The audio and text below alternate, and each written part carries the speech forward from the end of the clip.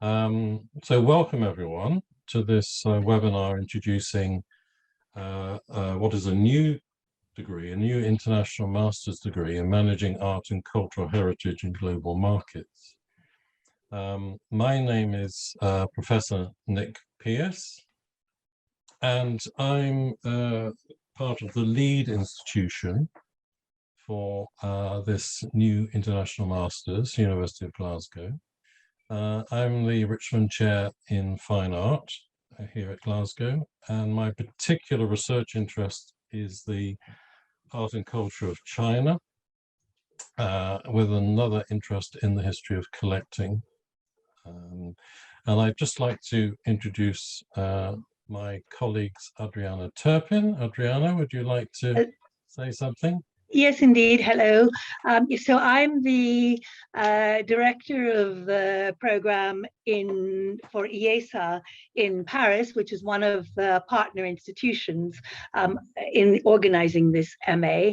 And like Nick, I have an interest in the history of collecting, also history of art markets, but I teach on our cultural management courses, and I teach very much both art markets and history of collecting in art markets, but also history of furniture, which is my particular interest, or one of my particular interests. Thank you, Adriana. And Amy, do you want to say something? Yes, just to say, I'm Amy, and I work alongside my colleague Amy Bell, who's also on the call, and she coordinates the International Masters in the College of Arts at the University of Glasgow. So we're here to provide administrative and logistical support to Nick and Adriana and the other partners involved. Thank you, Amy. So we'll do a very quick run through of these slides, just to give you a flavour of what the programme is about. And then at the end, if you want to ask us any questions that we haven't covered, then we're here to help. So what is MAGMa, as we term it, Managing Art and Cultural Heritage in Global Markets? Well, it's a new and we think unique degree which addresses not just the history of collecting, but deals with art and cultural heritage holistically, to bring in expertise around art, art and collecting, art and cultural management, art and cultural economics, and art law, and bringing these together within a single degree and bringing in international expertise from colleagues at the University of Glasgow, the University and University Institute of Lisbon, Erasmus University of Rotterdam, and IESA, the Arts and Culture IESA in Paris. And these are bringing together individual institutions and expertise, which, as I say, will address a lot of the issues around contemporary art and cultural heritage issues in a holistic manner, and underpinning it with an historical base. These are leading authorities who will be teaching on the program. We will also bring in expertise from professionals, international professionals in the field. You'll get a chance during the movement, because of course you will go to each of these institutions over the 2-year period. And while you're there, you'll be able to access language classes if you want to, in chosen languages which are available. And of course, part of the programs throughout the 2 years are not just lectures and seminars by professionals, but the opportunity to spend time in institutions across the world. Adriana, do you want to say something about this slide? Sure. I think that always everybody is very concerned, you know, how an MA program would lead into a future career. And so we put down something about the student body of our existing courses and the positions that they have taken, plus of course positions that we feel are particularly relevant to this program in the field of cultural history. So I think one of the things that the course will attract by its very nature, but also by those existing faculties, is a completely international group of students. We have students from literally all over the world, and we're seeking students from on that international basis. They come from a variety of different disciplines. Some of them are art historians, but that's not all. Many people come with having studied history or economics, or I've said sociology, but also things like marketing or law. And they use this MA as a means of stepping into a particular angle of cultural history, which and cultural sector, which interests them. So here are some of the possibilities. Students work as curators or managers. They work in education departments, marketing consultants working for museums or for cultural institutions and historic sites, but also for private foundations. We have students also who've gone into cultural tourism. So there are also opportunities which I think are particular to this MA for working in perhaps government departments or UNESCO and other international organizations.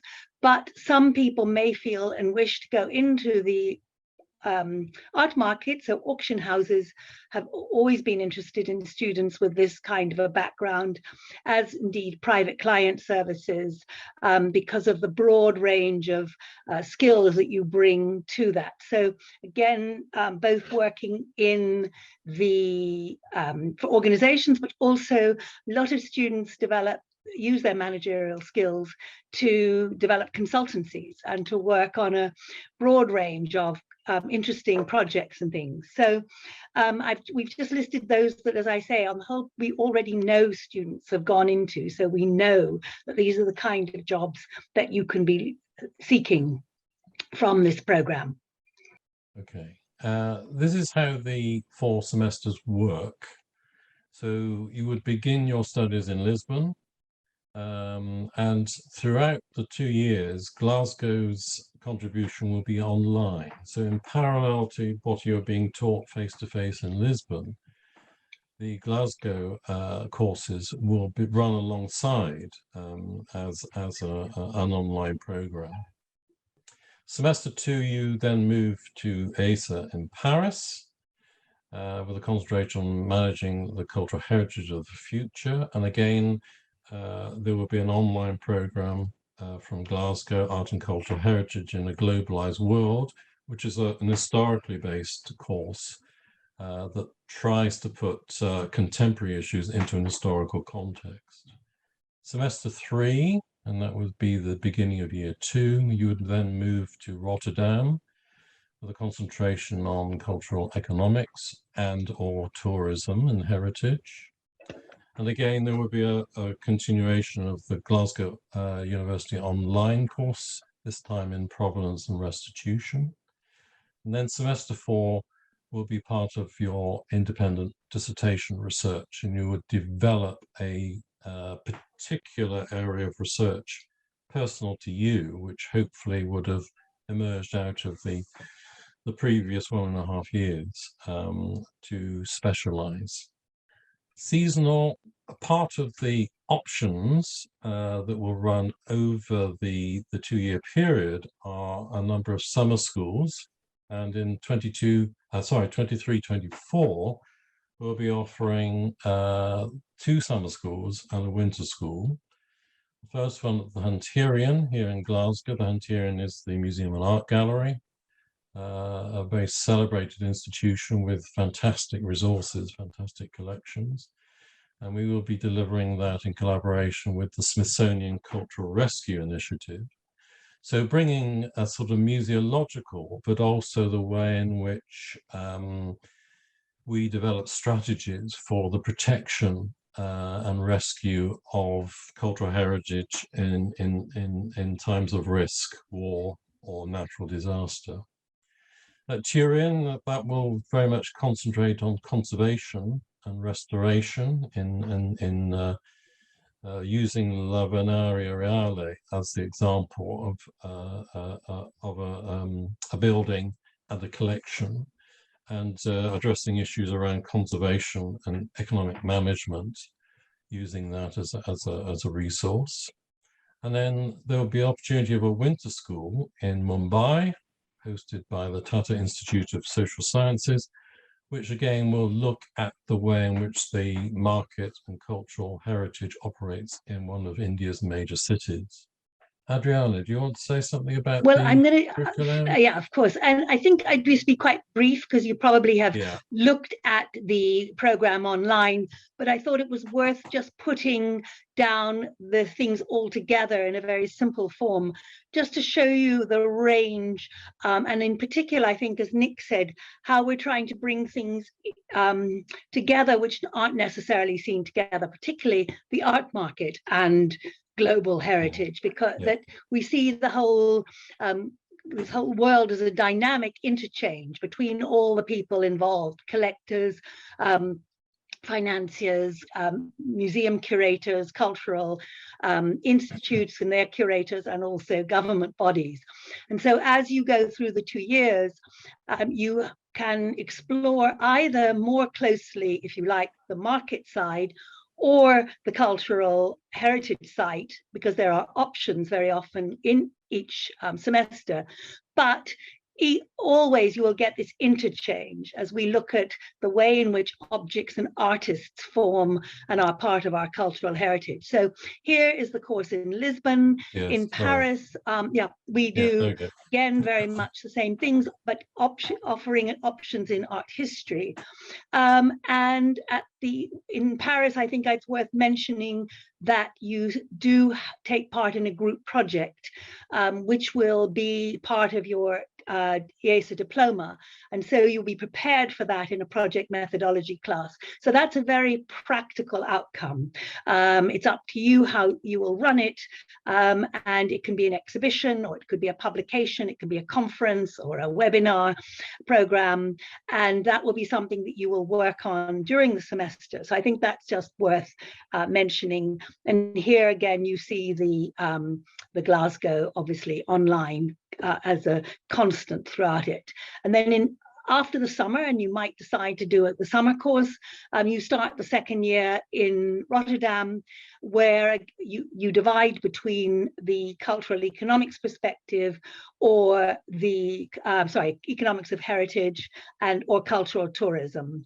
And each of those two tracks has slightly different offers for you. So one very much concentrating, as the title suggests, on culture, economics of culture and values of culture, and the other one on cultural tourism. So that provides your sort of foundation, and then, as Nick has said, you in the fourth semester you choose in a sense where you want to study and what particular interest you have, and you will be assigned a tutor from main tutor from one institution, and I think a second possible supervisor from another, so that you have plenty of support over the semester for your dissertation. And it's worth just saying that in Rotterdam, you will all be asked to look at and have another course on research methodology for the dissertation. So there should be plenty of support for you to engage in your dissertation and your research. And so I think that builds in with the summer courses for a very full educational program, but it's also worth just repeating that we have a number of partners that we've approached all over the world who are ready to offer internships or particular sort of training. So apart from the 6 locations we've already mentioned, there are other opportunities, as I say, with a whole range of partner institutions if you wish to take up internships. So I think that probably gives you a rough idea of the course curriculum, but we can clearly go into anything in more detail if you have any particular questions.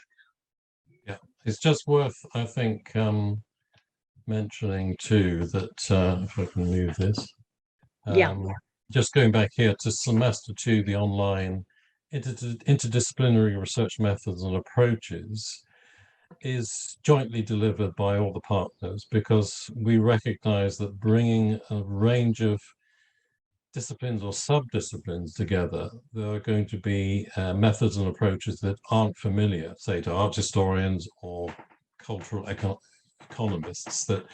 So we want this sort of semester 2 online course to deliver a sort of an overarching methodological approach, so that you understand the different elements that are coming together in this single degree. Yeah. And yes, you'll end up actually with, I think, something like 3 parchments, rather than it being a single parchment. It's what I think they call a multiple degree. I mean, I don't think it's very unusual, but because of the international nature of the program, this is how it will be delivered. And practicalities, and I'm hoping that Amy perhaps can talk to perhaps 3 of these bullet points. Well, the visa situation, as you can imagine, is quite varied, because students will be coming from all over the world, and there are obviously mobilities between our partners. So it is the students' responsibility to work out the kind of visa they need for coming to Lisbon, and then for moving to the various mobility partners. But obviously myself and the team are there to kind of support you with this application, and we will be doing our research as well to kind of work out and map out potential visa journeys from for students coming from different areas in the world. But as we know, you know, rules and regulations can change often at the drop of a hat. Particularly, we saw this during the pandemic. So it is important to kind of research this very well yourself, and to work out the kind of visa that you need, and to apply in good time. Obviously, as you move between partner universities, you'll be working with different academic teams and administrative teams. And we hope that these teams in each university will be able to provide you with the support in moving between the partners, and also in helping you find accommodation. Some partners may be able to reserve accommodation at their particular institution. But this is something, again, that if you do come on the programme, we will be able to kind of help you and provide you with documentation and guidance around these particular issues.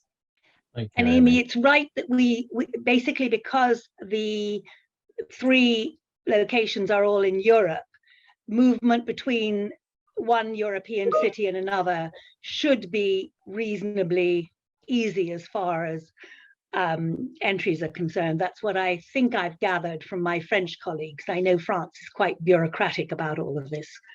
It should be if you're coming from within Europe, but again, it can be, you know, very a bit more complicated depending on what your nationality is and where you're coming from originally. But hopefully, because of the short duration of the time that you're spending in each place, it could be something as simple as a student visa or a visitor visa. But again, it's something that we kind of need to look at on a person-by-person basis to actually work out what each individual needs to do. But that is the hope, that it won't be too complicated, Adriana. Yeah, yeah. And I know that people are always concerned about housing.